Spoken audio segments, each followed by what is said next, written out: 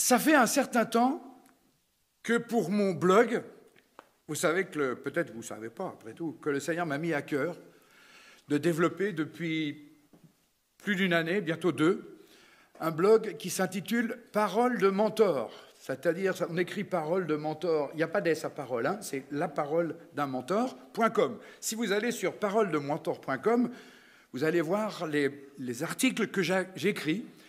Mon objectif, et ce que le Seigneur m'a mis à cœur, c'est d'écrire pour les leaders spirituels. Parce que ma conviction, c'est que beaucoup de leaders spirituels sont en mauvaise santé spirituelle. Si je pense aux pasteurs, aux anciens, ils sont débordés, ils ont du boulot, ils ont des pressions. En plus, il y a la pression du Covid. Et franchement, je crains que beaucoup de serviteurs de Dieu soient en mauvaise santé spirituelle. Et mon blog s'intitule « Pour une spiritualité et un leadership à l'image de Jésus-Christ ». Et puis, vous savez qu'il y a des grands leaders qui viennent de tomber les uns après les autres. Et j'ai écrit plusieurs articles à ce sujet. Mais je me suis posé une question. C'est celle du contrôle. Nous pouvons contrôler les autres, contrôler nos situations. Alors ça, ce n'est pas spécialement pour les leaders, hein. Contrôler notre propre vie, c'est l'affaire de chacun. J'ai été très encouragé par le message de Sam Bwix la semaine dernière. Il a souligné des qualités de notre Église. Ça fait plaisir, hein. Non, mais c'est vrai, il a raison. C'était bouleversant de voir la mobilisation pour la maison des Ouédraogo. C'est vrai, ça nous faisait plaisir de voir l'Église engagée. Et j'ai apprécié que Jérémie a toujours dit « ça, c'est l'Église ». Et les voisins auront certainement vu « ça, c'est l'Église ». Il y en a d'autres qui ont saisi, tu disais que c'était difficile de faire des célébrations comme les cultes, mais il y en a qui ont glorifié, célébré Dieu au travers des enterrements. Je pense à Émile, Jacqueline, qui ont témoigné. C'est beau l'Église, même dans les circonstances difficiles. Et il y aurait beaucoup de choses à dire de positif concernant notre Église. Et je suis content que certains sachent le voir, peut-être plus que moi je ne sais le voir. Les derniers temps, j'ai discuté de ça avec Jean-Luc, j'ai lu 2 bouquins sur l'Église. J'ai lu le bouquin de Larry Crabb qui s'appelle « L'endroit le plus sûr au monde ». Et puis j'ai lu le livre de Bonhoeffer sur la communauté. Et cette question de l'Église me travaille. Bonhoeffer a écrit « La communauté des enfants de Dieu est appelée à devenir ce rocher dans une mer démontée, une île de paix dans un monde de souffrance. » Ah bah oui, hein, ça doit être l'Église, on est d'accord, hein. Elle doit être la communauté de gens brisés, de gens humbles, qui sont en communion avec Dieu et qui dépendent de lui pour tout ce qui est bien. Des gens repentants, qui aiment plus la sainteté que le péché. Des gens passionnés qui honorent leurs désirs les plus profonds parce qu'ils savent qu'ils les portent vers Dieu. Mais je me suis dit, dans la réalité, des fois, il y a des relations entre nous qui piquent. Et ça ne marche pas toujours comme ça. Nous avons des difficultés parfois les uns avec les autres. Dans le fameux message que j'ai voulu interactif sur Zoom, j'ai confessé que j'ai une liste de gens pour lesquels je prie parce que j'ai des difficultés de relation avec eux. Et je confesse ça comme un péché. Et je demande que Dieu m'aide vis-à-vis de ceux avec lesquels je n'accroche pas. Dans les derniers temps, j'ai terminé l'étude de Romains et j'ai été très touché par les choses concrètes qui sont dites dans Romains, dans les chapitres 12 à 14. Alors je vais faire quelque chose, je ne sais pas si vous allez être d'accord avec moi, mais j'ai fait une suggestion aux anciens, pas une remarque, une suggestion aux anciens. Je trouve qu'on est toujours comme ça, les bras croisés à l'église, c'est pas vrai? Franchement, hein? Ah bah oui, hein, Jackie, hein, voilà. Donc on a les chants, on les regarde. Après, on a les versets pour la méditation. Après, il y a le message. Moi, je me suis dit, pourquoi on n'ouvre pas nos Bibles à l'église. Vous avez vos Bibles. Qui a sa Bible avec lui? Même électronique. Je prends les Bibles électroniques. Qui a sa Bible? Alors, prenez-la, ouvrez-les. Je ne sais pas si les anciens donneront des consignes pour les prochains cultes, c'est eux les responsables, mais moi, quand je prêche, j'ai déjà commencé à Weislingen, à Stadtmatten. Ne pensez pas que je m'en prends qu'à Weislingen. J'ai décidé que partout où je vais prêcher, je vais dire qu'on ouvre la Bible. Ça, on a besoin, les amis. On est quand même le peuple du livre. Vous êtes d'accord avec moi? OK. Alors, vous allez ouvrir, vous aussi, vous êtes chez vous, vous avez vos Bibles chez vous, donc vous êtes encore mieux équipés que ceux qui sont venus les mains dans les poches. Alors, on ouvre tous nos Bibles à Romains 12. Et puis, on va lire un certain nombre de versets, et puis vous allez garder votre doigt au verset. Et franchement, si vous avez votre Bible sur électronique, c'est formidable, parce que vous pouvez même comparer les versions en plus. Parce que sinon... Si je devais venir, j'utilise mon téléphone, je devrais avoir 12 Bibles ou 13 Bibles, je ne sais pas combien il y en a dans l'application, mais voilà. Alors, on commence. Vous y êtes, verset 3. « Par la grâce qui m'a été donnée, je dis à chacun de vous de ne pas avoir une trop haute opinion de lui-même, mais de garder ses sentiments modestes, chacun selon la mesure de foi que Dieu lui a donnée. » Regardez le verset 9 maintenant. « Que l'amour soit sans hypocrisie.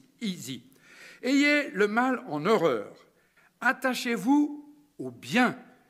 Par amour fraternel, soyez pleins d'affection les uns pour les autres et rivalisez d'estime réciproque. » Maintenant, je vous affiche la version parole vivante, parce que vous n'avez pas parole vivante avec vous, et elle ajoute quelque chose de pas mal.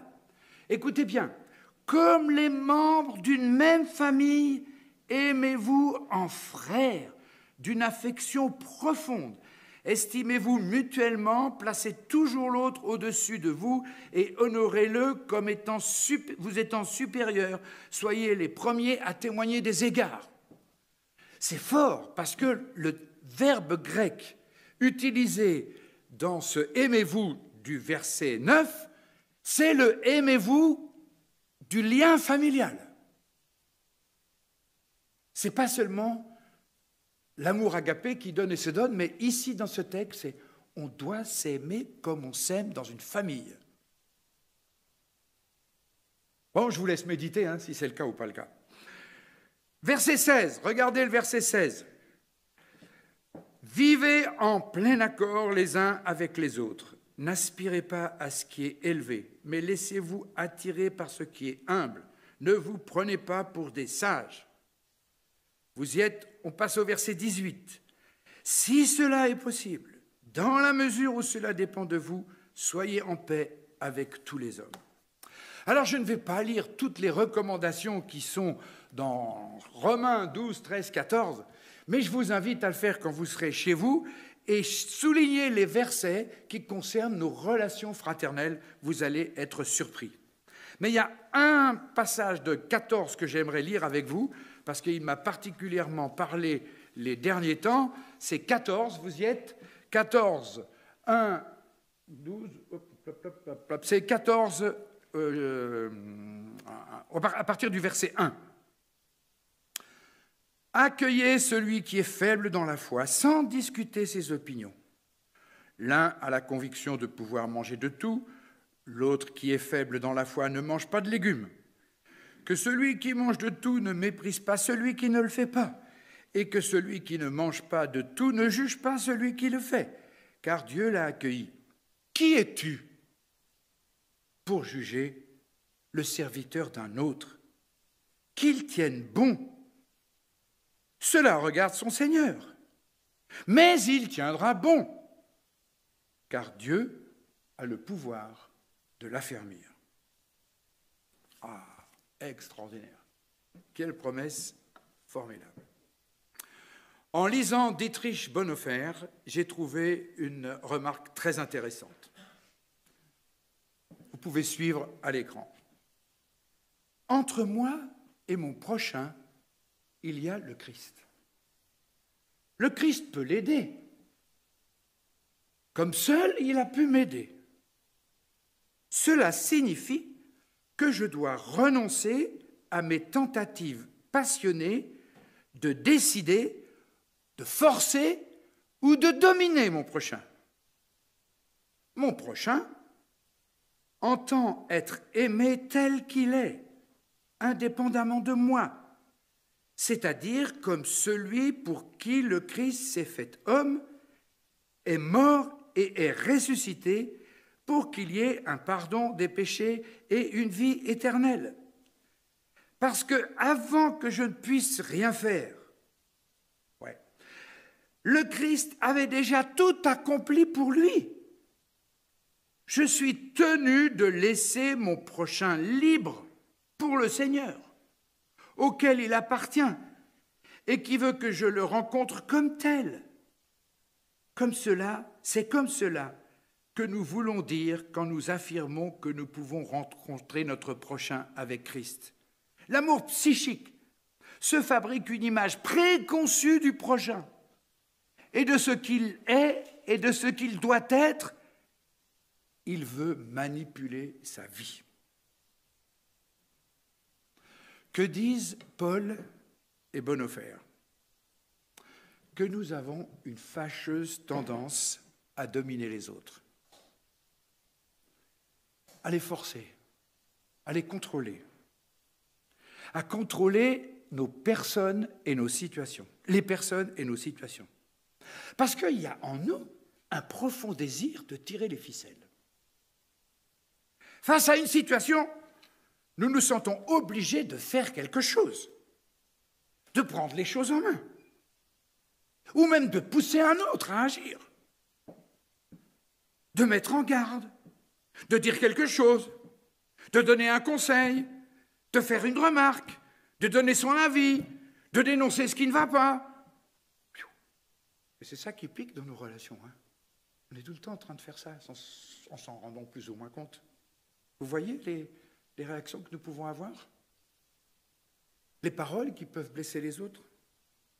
Et tous les textes que j'ai soulignés montrent que nous devrions être modestes, que nous ne devrions pas nous placer au-dessus des autres, ni les juger, ni les critiquer.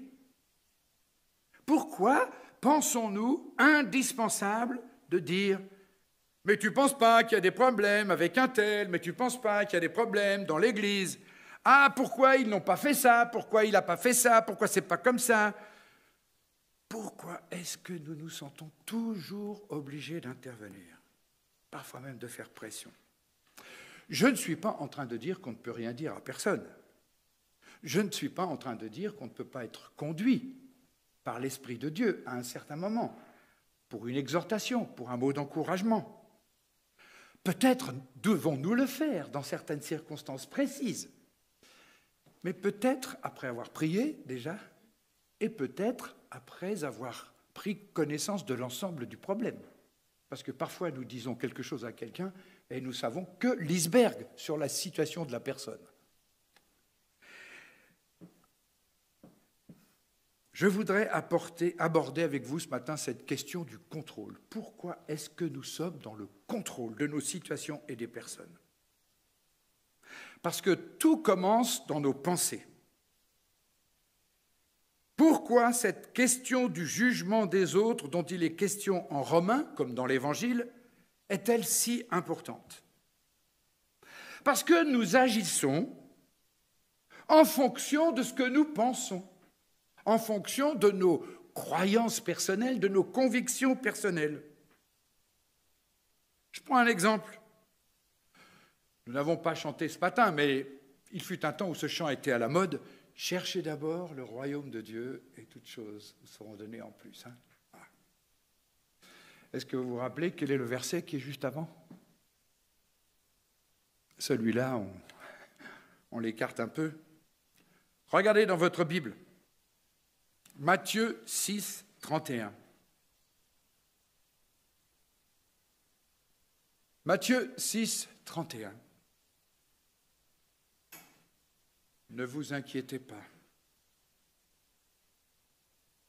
Ne dites pas « Que mangerons-nous? Que boirons-nous? avec quoi nous habillerons-nous?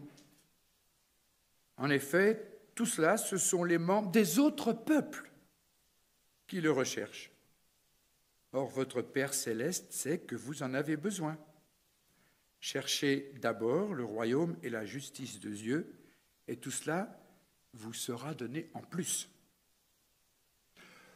Où et quand prend naissance notre inquiétude? Ici, là-dedans, d'accord?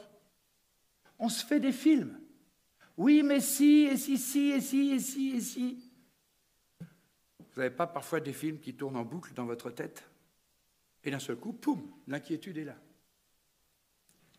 Alors, quand l'inquiétude est là, nous allons agir en conséquence. On ne peut pas rester à rien faire. Il faut qu'on fasse quelque chose. Notre besoin de contrôler nos circonstances, de contrôler les autres, prend naissance dans nos pensées. Et je vois 3 raisons qui motivent notre besoin de contrôler les autres. D'abord, c'est le fruit du péché. Je vais étudier trois raisons ce matin.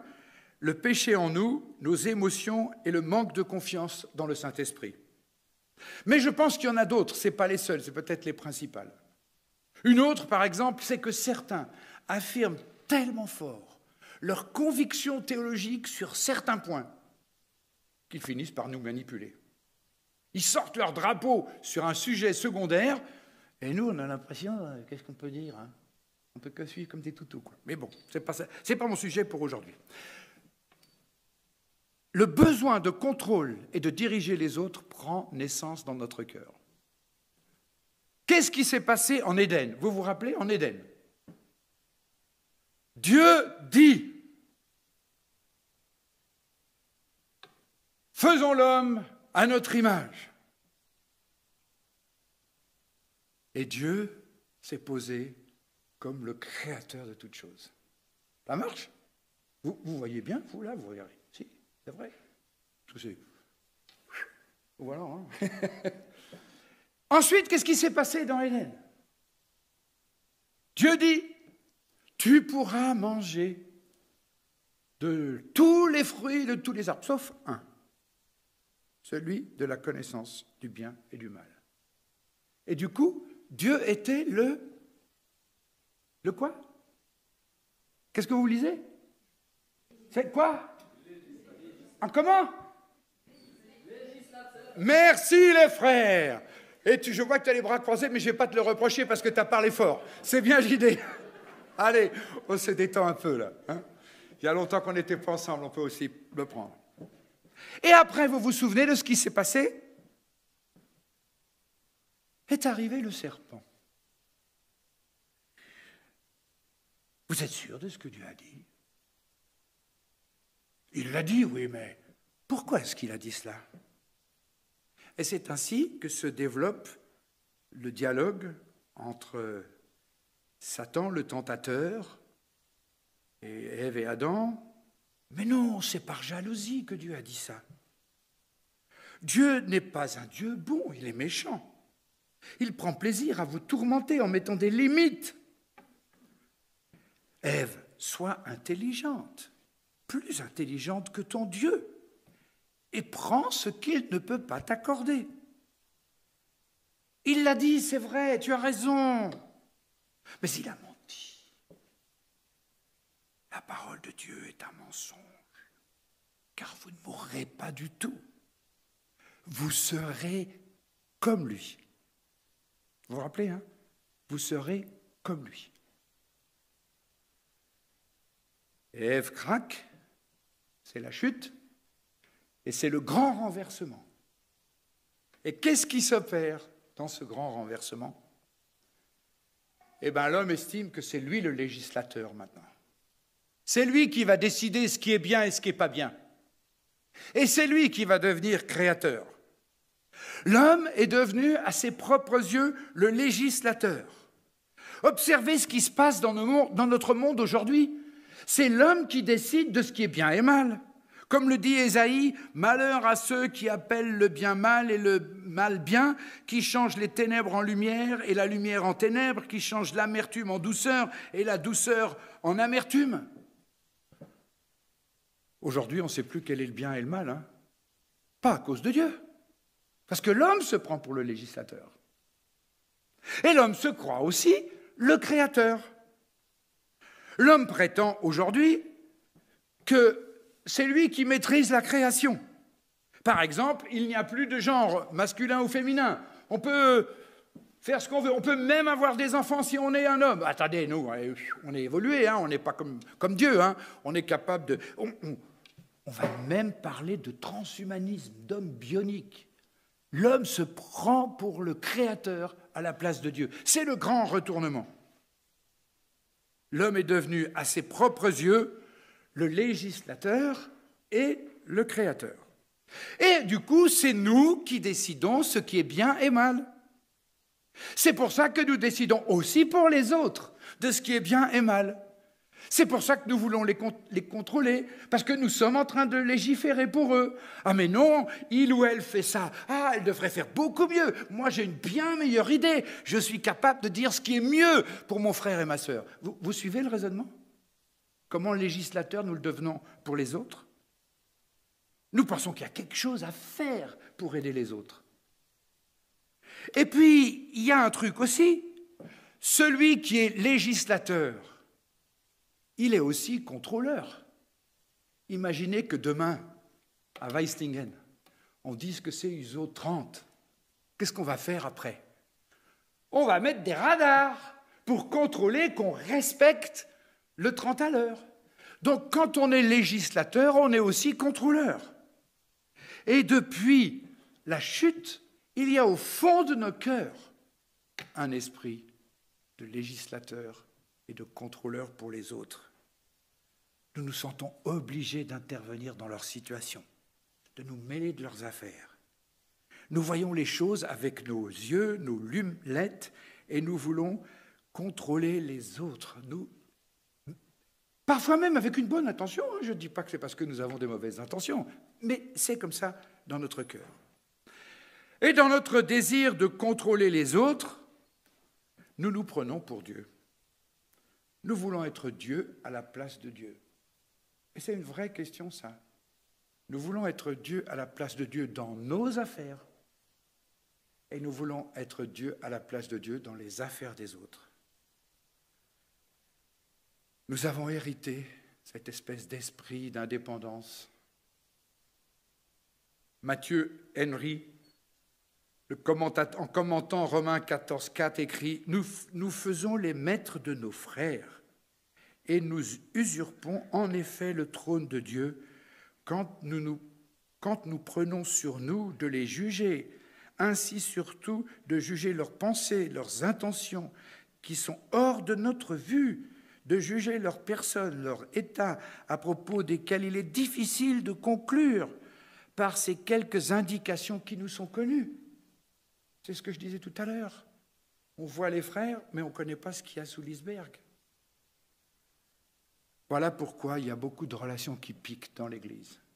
Parce que nous avons le désir foncier en nous de contrôler les autres. Mais il y a encore un aspect particulier qui résulte de la chute, qui explique notre tendance à vouloir contrôler les autres. Vous vous rappelez que lors de la création, Dieu a dit, à propos de Adam, il a dit « Il n'est pas bon que l'homme soit seul. Je lui ferai une aide semblable à lui. » Et pour Adam, Ève, c'était un cadeau. C'était une grâce. Mais après la chute, Ève n'était plus un cadeau. Elle n'était plus une grâce. Dietrich Bonhoeffer écrit « Cette grâce s'est transformée en malédiction. L'autre est devenu celui par lequel notre haine de Dieu devient de plus en plus passionnée. Celui à cause de qui nous ne pouvons plus vivre en présence de Dieu. celui qui est sans cesse notre tribunal. Et il y a quelqu'un qui avait tout à fait compris ça. C'est Jean-Paul Sartre. Vous savez le titre de sa pièce ? L'enfer, c'est les autres. Tout ça, c'est le résultat de la chute. Le deuxième point que j'aimerais aborder, c'est que nous sommes influencés par nos émotions. Qu'est-ce qu'une émotion ? C'est une réaction affective passagère, d'intensité plus ou moins forte, qui survient à la suite d'un déclencheur. Et vous savez qu'il y a 6 émotions fondamentales, la tristesse, la joie, le dégoût, la peur, la colère et le mépris. Ne me dites pas que nos émotions ne doivent pas être prises en compte dans notre vie spirituelle, que nos émotions n'ont pas d'influence sur notre relation les uns avec les autres et notre relation avec Dieu. La Bible parle en permanence des émotions. Jésus a dit, je vous dis toutes ces choses afin que votre joie soit complète. Émotion. Vous vous rappelez de ce qui est dit à Gethsémani. Il prit avec lui les 2 fils de Zébédée et il commença à être saisi de tristesse et d'angoisse. Il leur dit alors, mon âme est triste à en mourir. Restez éveillés avec moi. Et vous vous rappelez que de l'exemple utilisé par Sam Bowix la semaine dernière, non, alors je suis un petit peu en avance. Nous pouvons relire Actes 16, 17-16. Ouvrez votre Bible. Vous vous rappelez de ce qu'il a dit à propos de Paul ? Actes 17-16. On va voir quelqu'un qui a maîtrisé ses émotions cette fois-ci. Pendant que Paul les attendait, 17-16. Pendant que Paul les attendait à Athènes, son esprit était profondément indigné à la vue de cette ville pleine d'idoles. Il s'entretenait donc dans la synagogue avec les Juifs et les non-Juifs qui craignaient Dieu, et chaque jour sur la place publique avec ceux qu'il rencontrait. Selon les versets, Paul était exaspéré, indigné au fond de son cœur, irrité. Donc Paul avait bien une réaction émotionnelle. Mais il ne se laisse pas conduire par ses émotions. Il continue à aller dans les synagogues, à parler avec les philosophes, et il aura ce fameux discours au Dieu inconnu. C'est sans doute une différence entre Paul et nous. C'est que Paul était un homme qui contrôlait ses émotions, qui les avait sanctifiées en Christ, et nous, nos émotions, elles nous tirent par le bout du nez.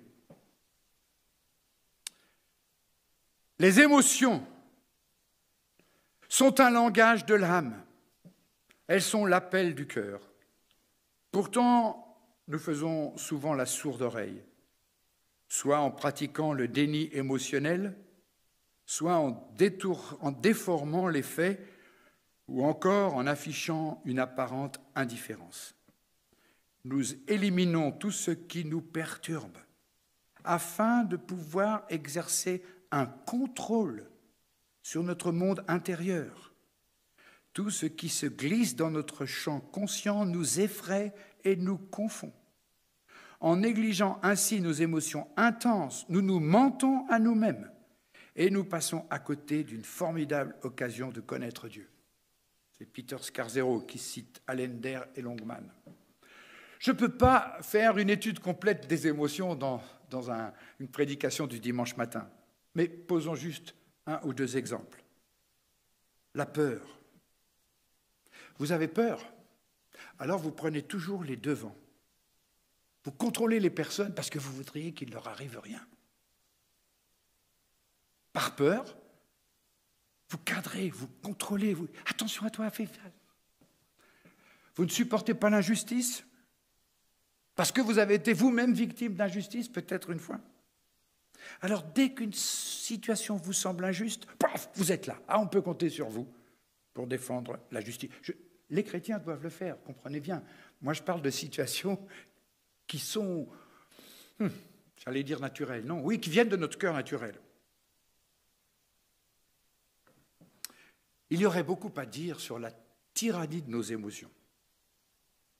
Nous sommes dans Romains 12, alors vous avez gardé votre doigt dans Romains 12, regardez ce que dit le verset 18.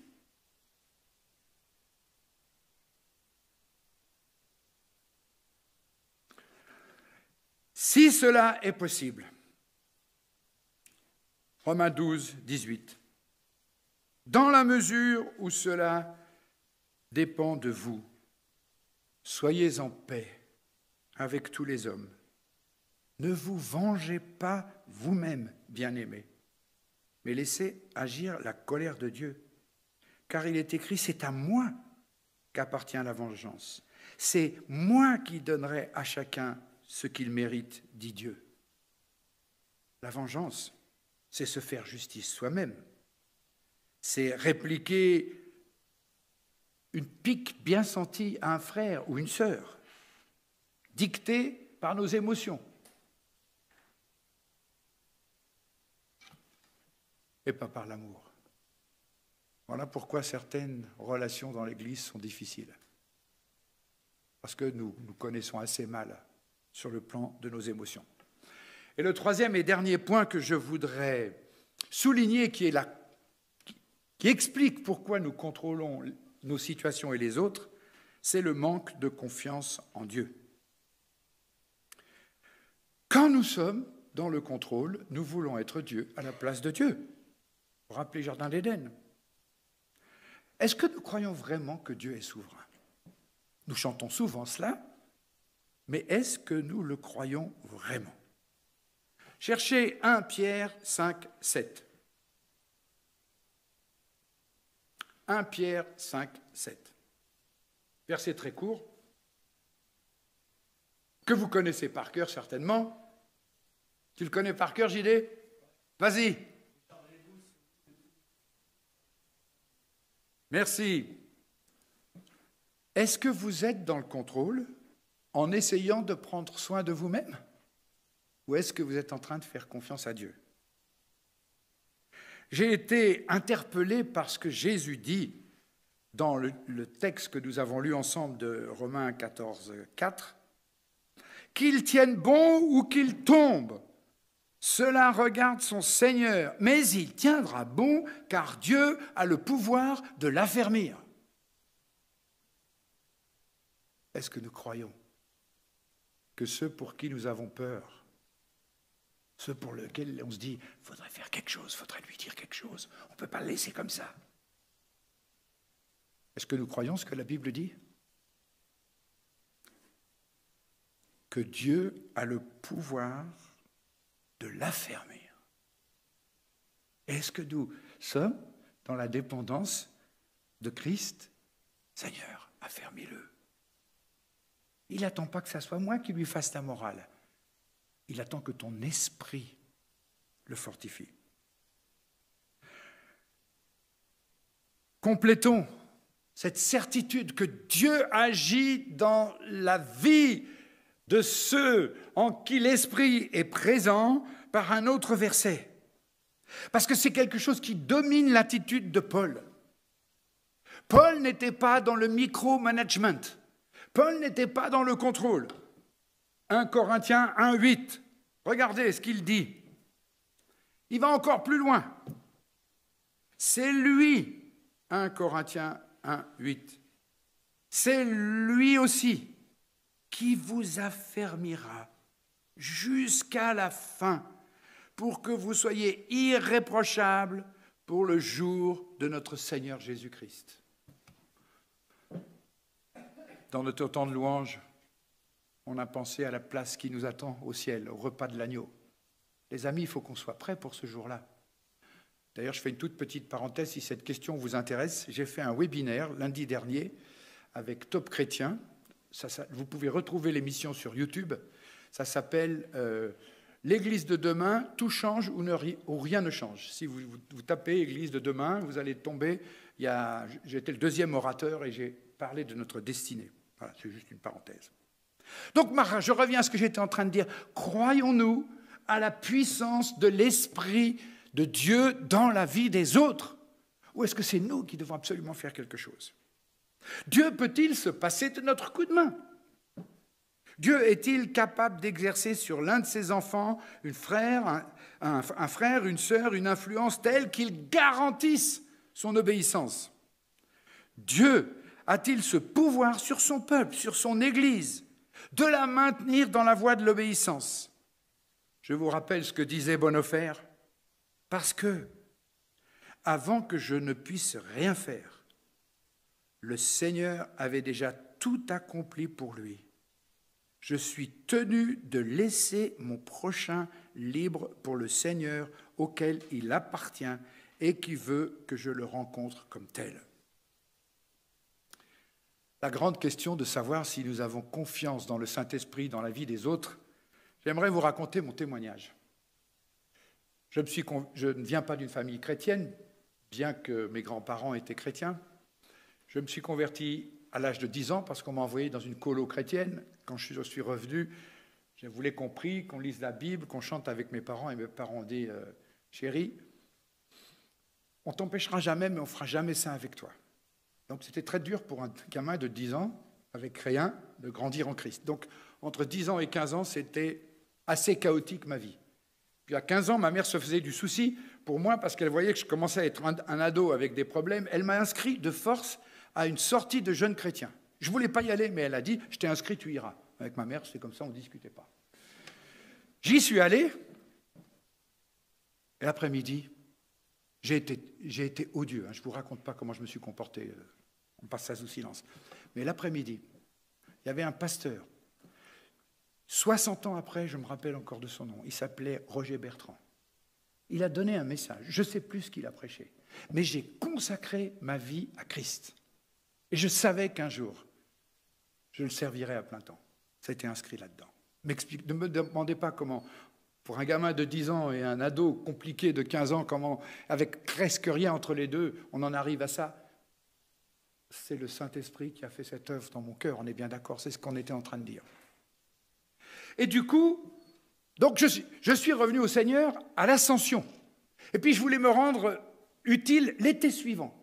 Donc j'ai proposé d'aller aider dans les colonies où je m'étais converti. Le responsable a dit, oui, tu peux venir, tu seras aide-moniteur et tu seras au pair, nourri-logé. Donc me voilà parti en Suisse. Vous vous rendez compte, j'étais revenu au Seigneur à l'Ascension quelques semaines avant. Je ne connaissais rien de la Bible, je ne fréquentais pas une église. Mon niveau spirituel était tout proche de zéro. Et voilà qu'arrivait à cette colo, le directeur me dit, Alain, on a un problème. On manque de moniteurs. Est-ce que tu voudrais devenir moniteur? Je vous rassure, à l'époque, il n'y avait pas de diplôme. Je vous parle d'une époque il y a 60 ans en arrière. Et j'étais assez dégourdi comme gars, j'avais fait un peu de scoutisme. J'ai dit, ouais, je veux bien être moniteur, mais il y a une chose que je ne veux pas faire. C'est que l'habitude dans cette colo, c'est qu'il y a une soirée pendant le camp où c'est le moniteur lui-même qui doit prêcher l'évangile aux enfants de son groupe. J'ai dit là, moi, je suis revenu au Seigneur à l'Ascension, je ne connais rien de la Bible, je ne peux pas prêcher aux enfants. Pas de problème, pas de problème. C'est un responsable qui viendra faire le message à ta place. Et le gars me dit le soir, écoute, réunis les enfants dans la chambre, j'arrive. Donc on s'installe, on se met dans la chambre avec... J'avais 10 garçons de 10 ans, et j'en avais 15 et j'étais leur moniteur. Des petits Belges et des petits Suisses. Et c'est rigolo parce que les petits Belges, quand ils veulent aller aux toilettes, à l'époque, il y a 60 ans, on disait « Monsieur, est-ce que je peux aller à la cour ?» J'ai dit « Non, mais tu restes dans ton lit, c'est la sieste maintenant, tu ne vas pas jouer dans la cour. » Mais eux, ça voulait dire « Je vais aller faire pipi. » Alors, je réunis les garçons et le gars ne vient pas. Alors, je commence à chanter avec eux les chants que j'avais appris depuis le début du camp, je vous dis. Et le gars ne vient toujours pas. Alors, qu'est-ce que je fais? Je leur raconte mon témoignage. Comment je me suis converti à l'âge de 10 ans et comment je viens de revenir au Seigneur quelques mois avant. Et le gars ne vient toujours pas. Alors, il fallait bien que je donne le message. Fou, hein, JD? Qu'est-ce qu'on fait? Eh bien, j'avais été le dimanche d'avant à une église où j'avais entendu un message sur Jean 15. Alors, j'ai ressorti à ces gamins ce que j'avais entendu quelques jours avant sur Jean 15. Et vous savez ce qui s'est passé? Il y a un gamin qui s'est converti. Hugo Lambert. Et moi, j'étais en colère. Parce que le gars n'était pas venu. Je suis descendu au salon une fois que les enfants étaient couchés. J'ai dit, mais où étais-tu? Qu'est-ce que tu as fait? Mais j'étais là. J'étais derrière la porte. Et quand j'ai entendu comment tu faisais, j'ai prié pour toi et je t'ai laissé faire. Voilà quelqu'un qui croyait à l'œuvre de l'Esprit dans une vie. Et je me demande encore aujourd'hui, quelle influence cette expérience a eue sur ma vie d'évangéliste, que quelqu'un ait cru dans l'œuvre du Saint-Esprit dans ma vie et se soit attendu à l'œuvre de Dieu. Vous me suivez?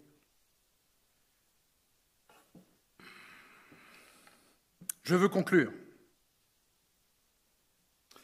Alors si on rejette cette notion de contrôler les autres, de contrôler nos situations, qu'est-ce qui va se passer? On ne va plus rien faire.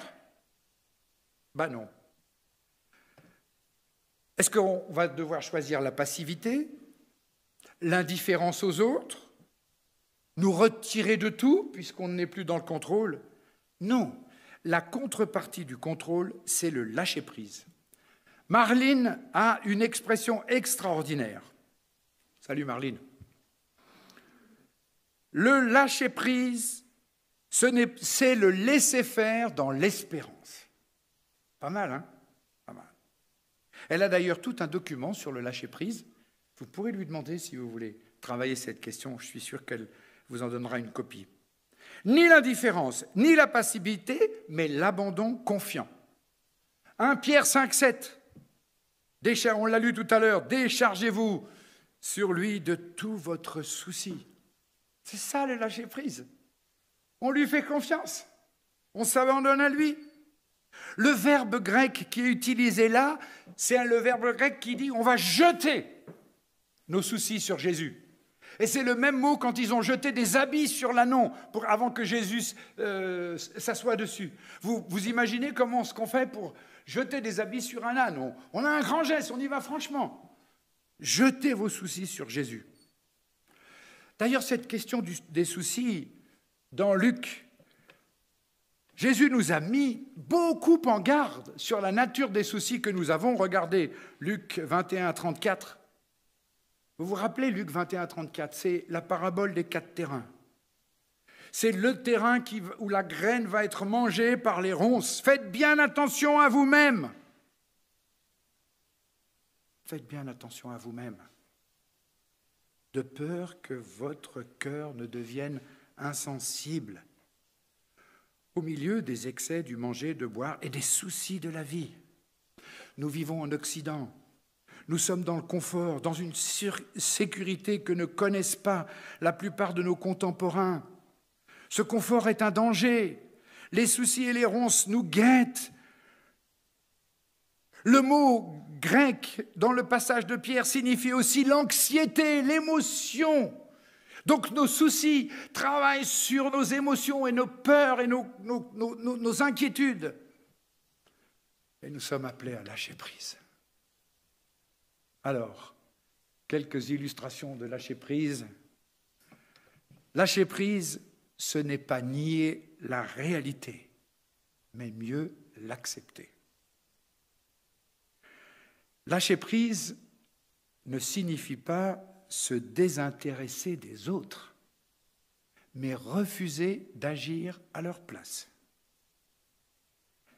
Lâcher prise, ce n'est pas être protecteur, mais c'est permettre à l'autre d'affronter la réalité. Le lâcher prise, c'est admettre mon impuissance et m'attendre à l'action de Dieu et du Saint-Esprit. Waouh! Quelle invitation, n'est-ce pas? Alors, reconnaissons